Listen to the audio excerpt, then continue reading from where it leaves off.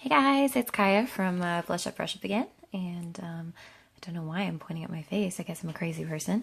I would just want to show you some of the stuff that's in my kit. So this here is the palette I use for pretty much everything. It's my Marin Paradise Paints palette. Now this is a little bit more expensive, but I feel like if you're going to be getting into special effects makeup, it's something that's pretty necessary. Another thing that I have is just my fake blood. It's from Amazon. It's from Monster Effects. It's the same thing that does this Monster Liquid Latex. I peeled the label off the front because it was ugly and had a zombie and it was scary. Just kidding, I'm not scared of zombies. I also use a baby powder to set, and it is most effective if it has cornstarch in it. You can also use just pure cornstarch, but I just liked this one because it already has a little dispenser top on it. I also use a kabuki brush, and my kabuki brush is just from Walmart. Now this is something that I use if I want to do a little bit like a darker type of blood, and it's just going to be from New York Colors. It's in the color Mahogany, and it's just their mattifying lipstick. And I gotta say, the formula is awesome. I use this if I want to do like any darker blood. It's really easy to dot on. I wished that they made a liquid of it so I could splatter it on, because that'd be awesome.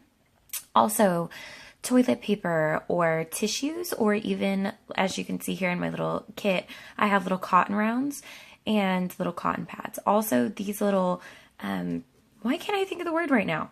Oh my gosh, ear cleaner things? What are those called? Q-tip. Oh my gosh. Okay, Q-tips. Q-tips are really good for blending and doing all kinds of different little details in makeup, and they're easy to dispose of. This is going to be a foundation that's darker than my skin tone, and it has a more yellow undertone. I use this for things like liver spots, and also to do any darkening. I do it with aging effects makeup, particularly like theatrical.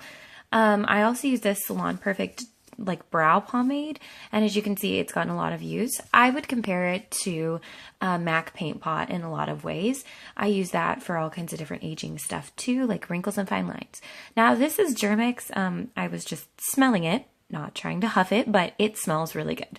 I'm now reaching down to find, I use Petroleum Jelly too, and it kind of might seem like it'd be interesting. As you can see, I'm miming rubbing it on my hands and my face right now, and it just softens the skin up. Oh gosh, Kaya, stop it. That's 99.9% isopropyl alcohol, and it's really high grade. It's good for sanitizing. This is light corn syrup, and I've used it on a couple of different zombie type of things. What you can do is you can blend that with your fake blood to really thicken it up. It works really well if you use a darker blood too, and you can use food coloring. I didn't have any with me, but you can use like a blue or a brown food coloring, put that in there and make the blood darker. Another thing you can do is mix it with oatmeal and fake blood, and you can put that up into the hairline, and it looks a little bit like brain matter. It looks really gross, but cool. Okay, and now I'm pulling out some toothpicks. These toothpicks I just got at Dollar Tree, and those are really good for like doing details with latex. So I've used them to make bite marks in zombie makeup and stuff like that. Those are just a little powder round type of things that are disposable. I keep that in the disposable section of my kit. Okay, this is just a clean toothbrush. I haven't used it before, but I have used one similar to do stippling, and you can use that to do those liver spots I was talking about earlier. And I use these little brushes. Well, these sponges are awesome because you can use it to get like liquid latex onto the skin to make it look really organic and awesome without having to get your hands all latexy. So that's cool. You can use that to blend just throughout. It's pretty neat. I also use this e.l.f. just regular foundation brush, but what I use it for a lot of times is to do larger detailing. Like I might use it to do maybe under eye shadowing, or goofing around just to do a little bit thicker of a coverage. These are just a couple of different little spatulas I have. Right now I'm not using like a stainless steel palette, but what I do use is I have a little mirror that I use, and I use a plate, because the plate will repel things the same as, a really expensive thing would. Okay, I carry scissors with me, not to cut my hair or to cut anybody else's hair, because I can't do hair. What's hair? How does it work? I use those just for if I need to clip a tag off of something, or if somebody has, something going on with their hair. Okay, so this is a powder brush, and apparently I think it's pretty fun to just throw around, but powder brushes are good for using that like cornstarch that I was using earlier, that baby powder, and use that to just set. And that's for bigger applications. So I also use a double-sided tape. I just got this at Walmart, and that's really good for fixing wardrobe malfunctions. I have found those a lot, particularly with brides. It's also good to do taping near the eyes, and this will pick up any of the powder that drops. So that's really cool too. Yeah. I've also used it to like stick down beanies and stuff like that if we're going to be shooting in a windy location. Okay, this is just a really cheap mirror I got, and it's pretty gross right now because I use it to do a lot of my latex and powder blending. As you can see, I'm kind of showing you there. And it's really good because it's a non-stick surface, and I find that it has a little bit of a wall on it, so that's awesome. So this is bag number 1. And this kind of has all of the like loose products that aren't in real sets. And they're just kind of broken up how I see them going. These are just from the Dollar Tree and their sanitization wipe. I'm going to use that to wipe off my work surface before I start working because we've got to stay sanitary all the way. These are just, it's a little section I have for foundations and for powders.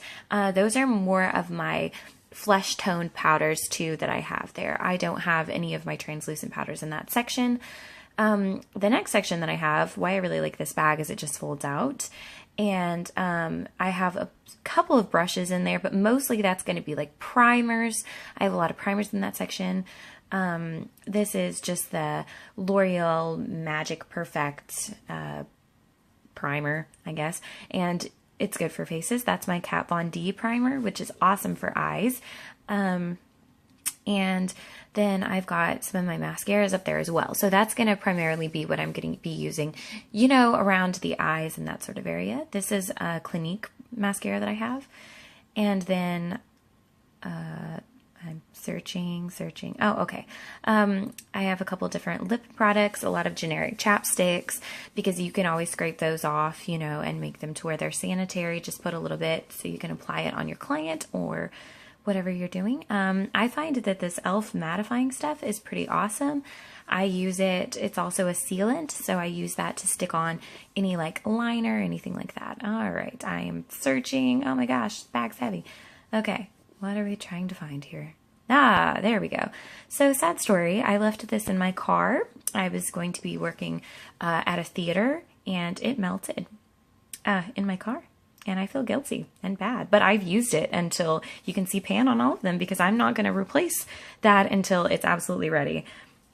This I found at the Dollar Tree. I have used it on numerous occasions to do bruising. It's just super cheap. It's from LA Colors and it's in the, I think the palette is called Glamorous, as you can see. And I just use that, you know, to apply shadowing and stuff. This is from Buxom, and I find that this works really well as kind of like a finish for an eyeshadow. It's a really pretty base type of thing going on with it. And then this is my 3-in-1 eye brightener. I have a couple of different little eye brighteners and lifters and stuff like that in my kit for when I do older people's makeup, and they might want a little bit of lift. Also, it works to rejuvenate skin. On my front section, in a little pouch that I have of my bag, these are my translucent powders, and one of them is from Merle Norman. And as you can see, I have a couple of duckbill clips. That one's eating my airbrush powder that I have, or air sponge, sorry. And also I have an eyelash curler in that front section too. Another thing that I have found in that area that is kind of like a handy spot is I have a little section where I can keep like bobby pins and safety pins, and also little rubber bands. I also keep my business cards in another little pocket. Aren't I glamorous and fancy? I know. Business cards. I'm a real lady. Huh. Also, I keep little disposable lip wands in there and mascara wands. Now these are good, you know, just as a quick disposable. And let's see what else I've got in there. I think I'm going to show you some sealant I have. That's some sealant. And then this is a little section that I'll sometimes keep like a face cleansing oil in. This is going to be eye makeup remover. It's probably my favorite for getting off waterproof stuff.